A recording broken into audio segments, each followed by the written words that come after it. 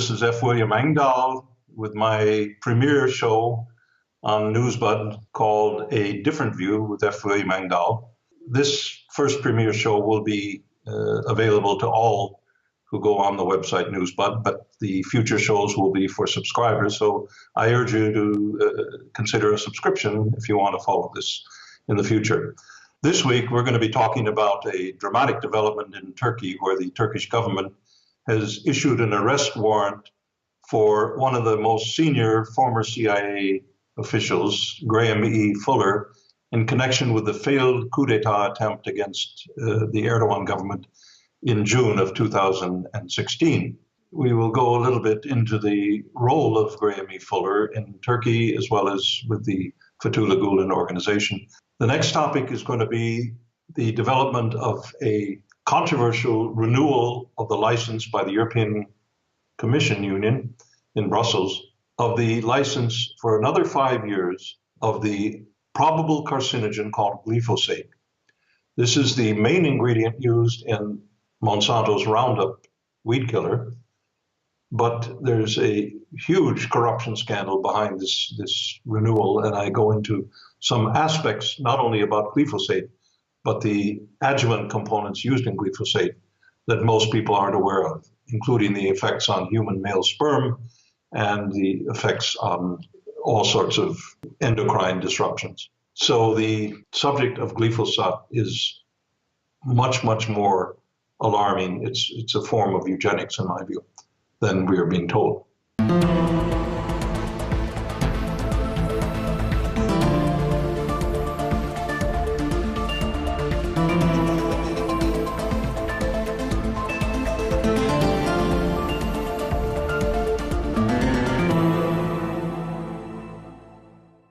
A very dramatic development in Turkey regarding the attempted coup d'etat in June of 2016. And for those of you who didn't follow those events so closely, there were tanks in the street, there were jet fighter planes in the air over Istanbul and the major cities, Ankara.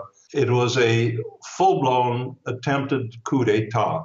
Erdogan, who was together with his family on the resort areas, was in minutes of being bombed and murdered by the coup plotters, the military. He was alerted. Word has it he was tipped off by Russian intelligence, who had no interest in seeing Erdogan be killed in favor of Fethullah Gulen, and went to the television and called on the Turkish people to get out on the streets. And they went out en masse, and the coup soldiers lost their nerve and fled. Since that time, the Western media has portrayed Erdogan as making a witch hunt to root out all his opponents.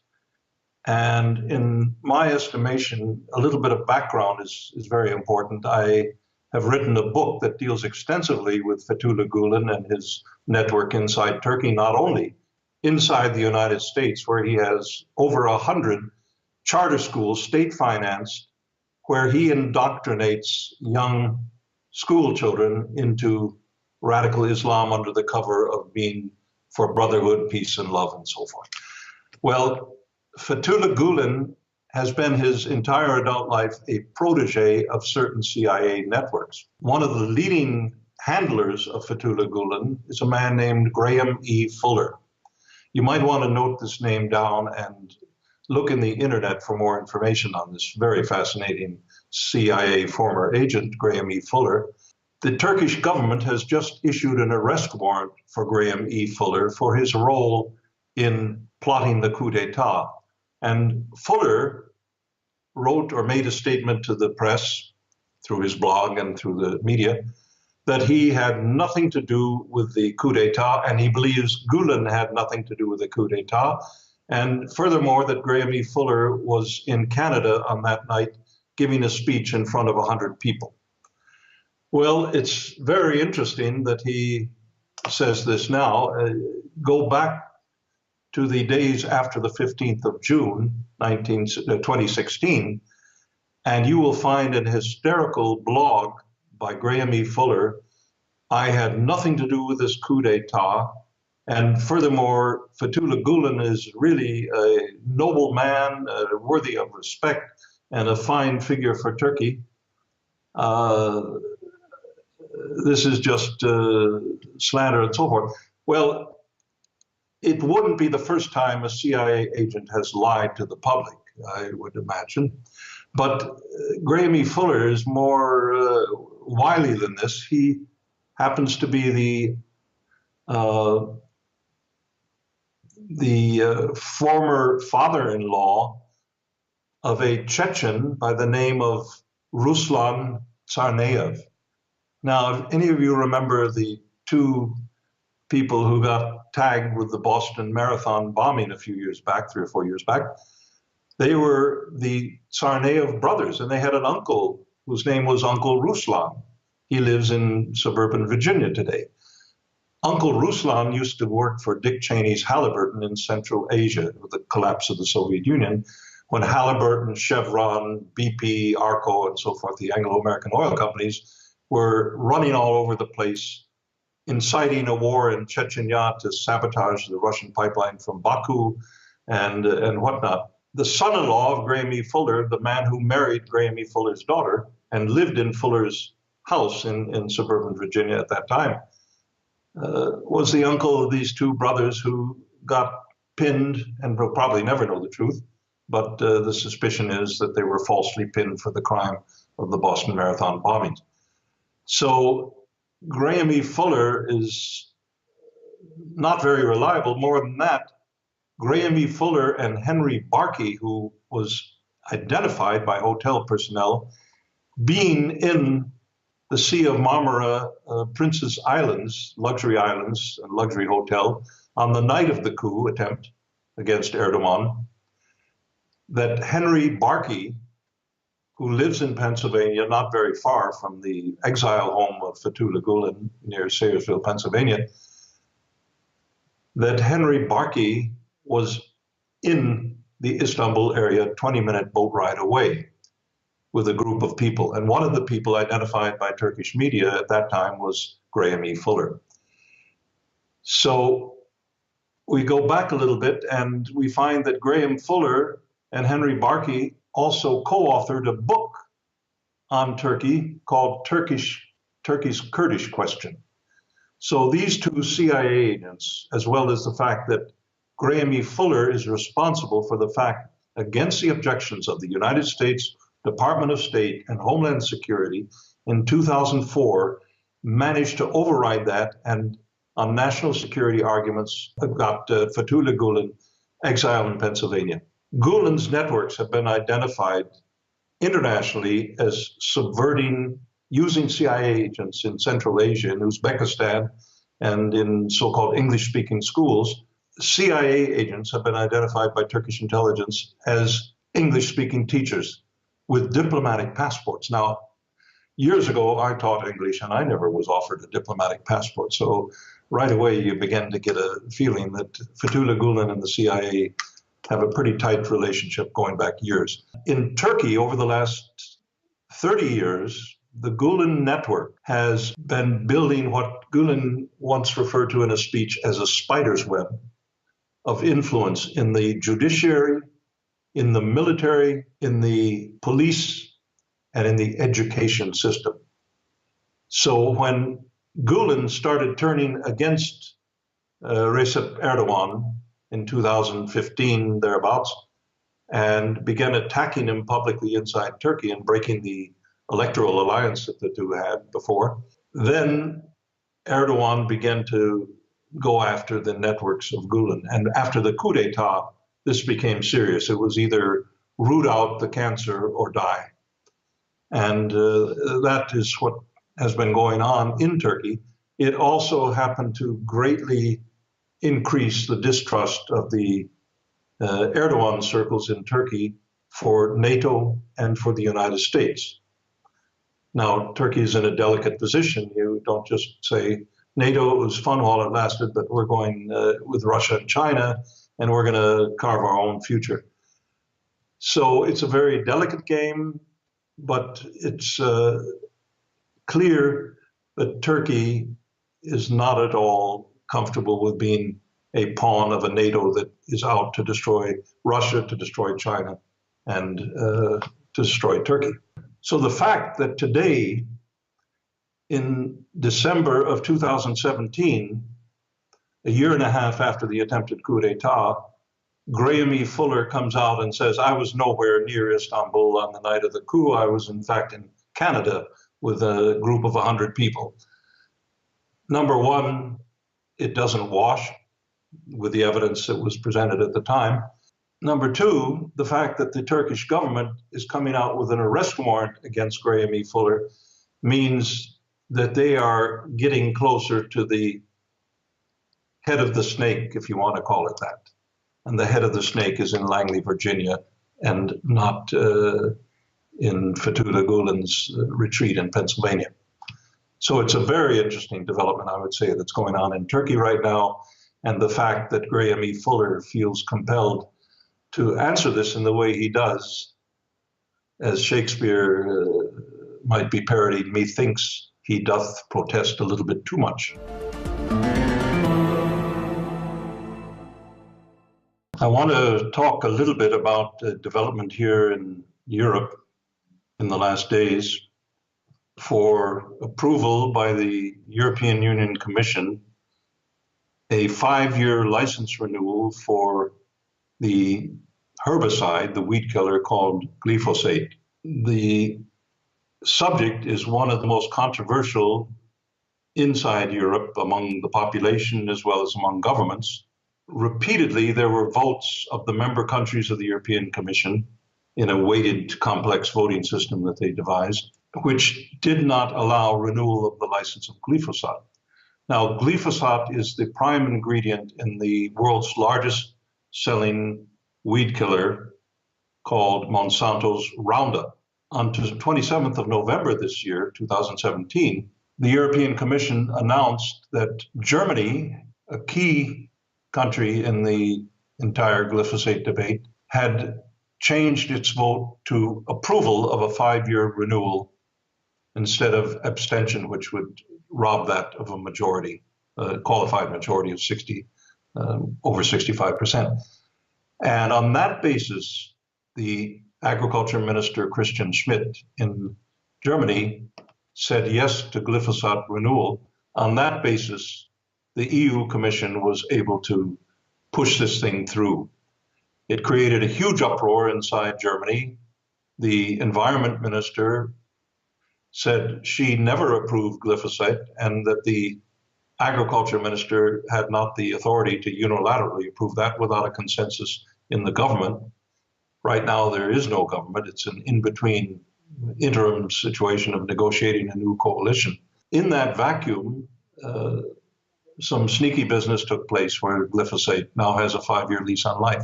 What's significant about this is, I want to say something, is less the toxic effects of glyphosate in and of itself. That's toxic, to be sure. And there are many independent tests that have been made that show effects on male sperm count, effects on fetuses in a mother's womb. It's not so much glyphosate that's the problem. Glyphosate is problem enough. But it's glyphosate in combination with what Monsanto calls trade secret adjuvants. You know, vaccines have these things called adjuvants, mercury sometimes, very often aluminum derivatives and so forth. And there are indications, very serious indications, despite pharmaceutical denials, that those adjuvants are responsible for an explosive surge in autism in children. But the adjuvants used in glyphosate by Monsanto, the trade secret ingredients, according to independent tests at the University Caen in France by Gilles-Éric Seralini and his research group of toxicologists and biologists, the adjuvants added to glyphosate make Roundup, Monsanto's Roundup, 2,000 times more toxic in the minimum doses than simply glyphosate alone. Because they were not given the full compounds and the chemical identification by Monsanto of Roundup, the World Health Organization Agency for Research on Cancer, an independent body within WHO, in March of 2015, classified glyphosate as a probable carcinogen. The company Monsanto is in a legal action in San Francisco in California, a very heavy class action suit against Monsanto and Roundup. In the course of that, Monsanto was forced to hand over certain email documents, internal documents of Monsanto, to the court. And the lawyers for the plaintiffs chose to release those documents to the public. And they are literally a bombshell. One document, to give you an example, from Donna Farmer, PhD, Monsanto toxicologist, chief toxicologist in 2003, she wrote, "The terms glyphosate and Roundup can't be used interchangeably. You can't say Roundup is glyphosate. You can't use Roundup for all glyphosate-based herbicides anymore." This is to her colleagues inside Monsanto. For example, you cannot say that Roundup is not a carcinogen. We haven't done the necessary testing on the formulation of Roundup to make that statement. So Monsanto internally admits, and now it's out there, you can find this, you just Google California court case against Roundup and Monsanto and you'll find it. The law firm, if you're interested, is called Baum, Hedlund, Aristei, and Goldman. Monsanto has not done adequate tests on all this, but the tests that were done in the European Union to say there's no danger, and this has been certified by the European Food Safety Authority, the FDA of the European Commission, and it's been certified by the European Chemical Association. Well, it turns out both of those agencies didn't do independent testing of glyphosate. They relied on a test made by the German government under the complicated rules of the EU. Different governments have responsibility for the safety of different chemicals, and glyphosate was given to a German review agency. And the German review agency ruled that there is no carcinogenic danger to glyphosate. It turns out that the German review agency depended on the tests given to them by the industry, given to them by Monsanto. So Monsanto gives what are more and more clear are faked test results on the safety of their glyphosate without the adjuvants to the German Chemical Review Agency, responsible to certify if glyphosate is safe or not. And they don't do their independent tests. They simply take the industry and take it at face value and pass it on to Brussels, the European Commission. And two agencies in Brussels, one agency, the European Chemical Agency, does no testing. They simply monitor the enforcement of safety rules in the European Union for different toxic chemicals. So they're a monitoring agency, they're not a testing agency. On that basis, a propaganda drum roll was begun several months ago to overturn this no to glyphosate on the part of the majority of European Union countries. And now you have the sly agriculture minister who's well known to be pro-Monsanto. He's been to Washington many times and comes back always saying we should approve the glyphosate renewal and so forth. This is harmless. And they did a sneaky job in getting this thing rammed through. But as I say, the real toxicity is not glyphosate. In a way, this is a red herring. The real toxicity is something we're not allowed independently to test, and that is the totality of the cocktail that's called Roundup, or that's called by Bayer AG, which now is in the process of taking over Monsanto, or by Syngenta or Dow Chemical or DuPont, they're combinations of glyphosate. What are those additives? And they've been tested to be 2,000 more times toxic than simple glyphosate alone. So we are doing a beautiful job of eugenics through these herbicides because we're spraying that on the foods that we and our children eat every day on the dinner table. We're spraying that in huge doses because they're not effective after a certain period of time. So we're overspraying to kill weeds, and in the process, killing us slowly, as the song goes. So the renewal of glyphosate, on the one hand, testimony to the corruption of Monsato and the agrochemical industry and their influence over Brussels policy and over national government policies in Europe. But it's also a red herring because it's much more than simply glyphosate. It's glyphosate in combination with the adjuvants. And that's the real cocktail that's going to damage our food and damage our security. I want to close for this week and tell you this first edition of A Different View with F. William Engdahl is being made available to all without subscription or with subscription. And in the future, if you want to continue hearing the different view from F. William Engdahl from me, then I would urge you to go on Newsbud.com and become a subscriber, and then you'll have access to all the private content that Newsbud offers, including my show. Thank you very much.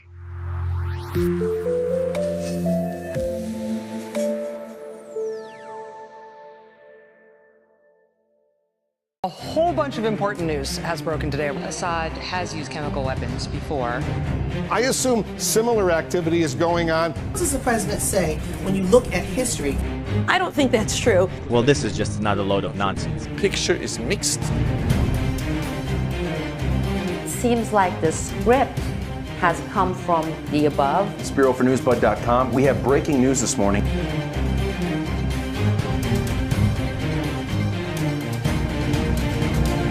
The single most important operation of the CIA worldwide.